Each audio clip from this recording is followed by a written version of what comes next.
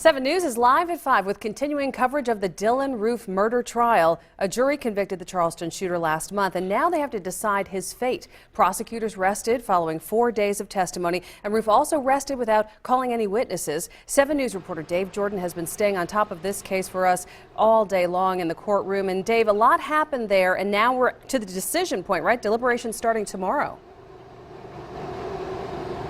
Right. Well, it could be a while before the deliberations start, but let me walk you through what happened today. Okay. The prosecution said it would rest its case around noon. They actually wrapped up around 11 o'clock. The Dylann Roof, who was acting as his own attorney, decided not to call any witnesses. So that's when the jury was sent home, and they had what they call a charge conference. Now, this conference is basically where the prosecutors and the defense attorneys discuss what evidence they want the jury to consider as they deliberate. So they're presenting all of that before the judge. They're making their motions, they're making their arguments, and then tomorrow the judge will give the instructions to the jury, and presumably deliberations will begin at that point.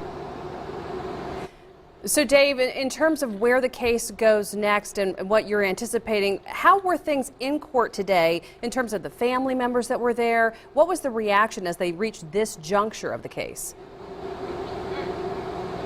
Well, there were some more family members of the people who were killed inside Mother Emanuel who testified. So that was the beginning phase of the sentencing phase today.